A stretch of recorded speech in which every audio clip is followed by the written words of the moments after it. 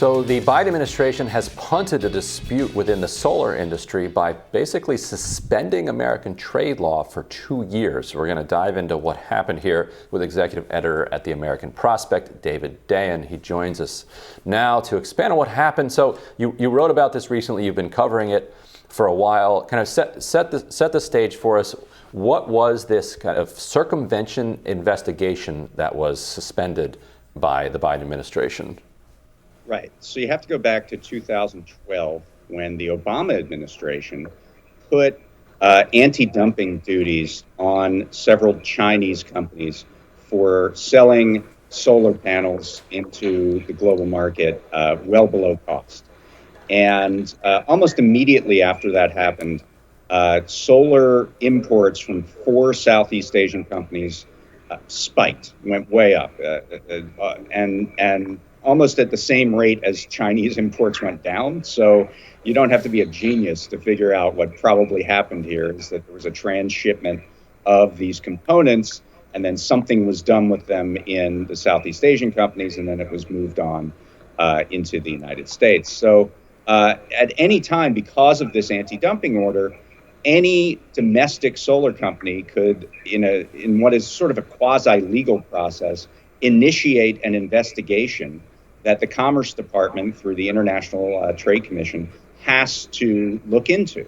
And that's what happened. So a company called Auxin Solar out in San Jose put this forward, said, they're circumventing the duties by transshipping this stuff into these Southeast Asian countries.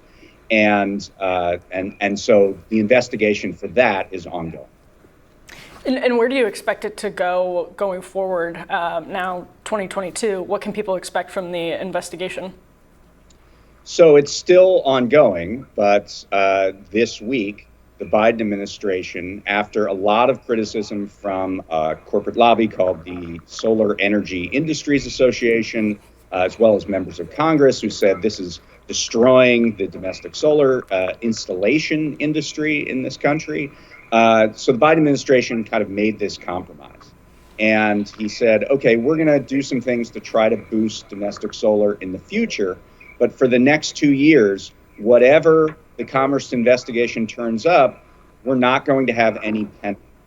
So he essentially suspended those anti-dumping penalties on these particular Southeast Asian countries and the companies within them for 2 years, until June 2024. And so, Dave, it feels like this is a case of the U.S. trying to do industrial policy with one or maybe 2 hands tied behind its back. You could see a situation where the U.S. said, you know what, there is a genuine problem in our solar installation industry. There are tens of thousands of workers in this field. If they can't get components, then they're going to be laid off. All of the training that was involved, all the recruiting that created this workforce will just evaporate. So there are, economic security and even national security reasons why we would want to maintain this base of workers. So therefore, we're going to subsidize this industry, or we're going to do a PPP type thing. Mm-hmm. They know how to pay people's salaries and their paychecks, while they're not working. We did that all throughout COVID, and you say, and while we're doing that, we're going to continue to investigate this circumvention. When we finish this investigation, we're going to put the duties on, and then the industry is back up and running, and we're going to move back into this. But that would require a kind of a fantastically different government that we have. That's a fantasy land view. Like, it doesn't feel like, is there any, like, how would, let's say voters were like, yes, this is what we want. We want to put a government into place that would do this. How would they do that? Just become the defense industry. Right, become the defense industry, yeah. Well, they're doing that to an extent, right? I mean, one of the things in this order, there was kind of a, on the one hand, on the other hand, kind of executive order here. So one of the things they're doing is invoking the Defense Production Act and saying, we're going to use that to stimulate domestic production of solar panels, which sounds great. The problem is that there's no funding for domestic solar within the DPA. The DPA you have to create funding for it because what you're doing is you're saying we're demanding that industry use its ingenuity to make more solar panels, which is great, but you need capital to do that. I mean, you can do some things with DPA in terms of reallocating, like if there's steel being produced, you can say that steel goes to solar panels or that steel goes to wind turbines. But the things like polysilicon aren't made in the United States. You need capital to actually create that industry. And there's about $500 million in the budget in the DPA kind of kitty for that, which is just woefully inadequate. And it's competing with infant formula and all the other things that we've done DPAs on recently. So that's kind of inadequate. On the other hand, they've suspended trade law, essentially, as you said. Now, not only is there an interest to keep jobs going in the domestic solar installation industry, but, we have a climate crisis and the idea of rapidly expanding and moving to the green transition makes sense. The problem here is that what you're really doing is eliminating the ability for any domestic company who feels like they're being given a raw deal in global trade, the ability to dispute that in any way. I mean, as long as the government in power says this is a priority for us, they've now figured out a way, a very dubious way, and we can talk about that, but they've figured out a way to say we're just going to nullify that. We think that cheap solar panels from China is more important, and we're just going to nullify that. And that isn't just bad for solar panels. That's bad for domestic industry and industrial policy more generally, because it just makes it harder for smaller companies to compete. And what can you tell us about the lobbying interests that you mentioned earlier who are pushing big on this issue? Yeah, so you have this trade group, the Solar Energy Industries Association. Members of the trade group are the Chinese companies that are at issue in this case, literally the ones being investigated. The Commerce Department sent 8 letters to 8 companies who are operating in Southeast Asia, and 7 of them have U.S. affiliates that are in the Solar Energy Industries Association. One of them was on the executive board, which sets policy. In 2019, I've been told they're still on the board. The Solar Energy Industries Association disputes that and says they fell off. It's a pay-to-play board. So the board members are the ones who put the money toward the organization and therefore get to set policy.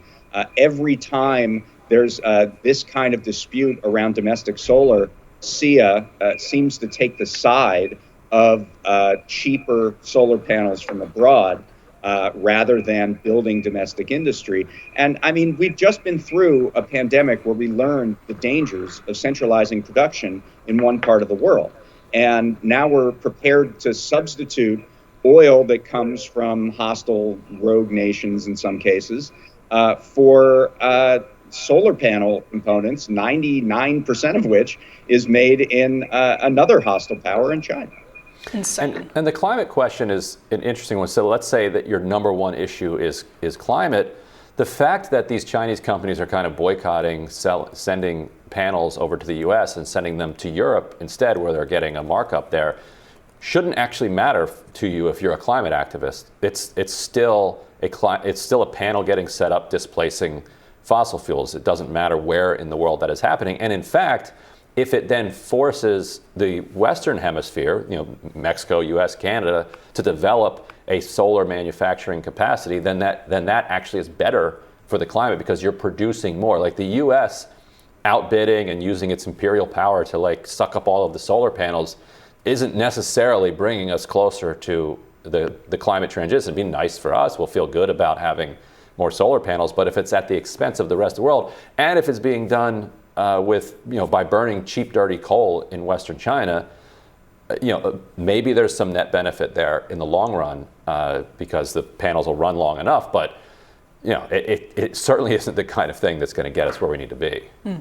Made some great points there. Number one, yes, most of this coal is made, or most of the solar panel components are made in the Xinjiang region of China, not only with dirty coal, but with forced labor.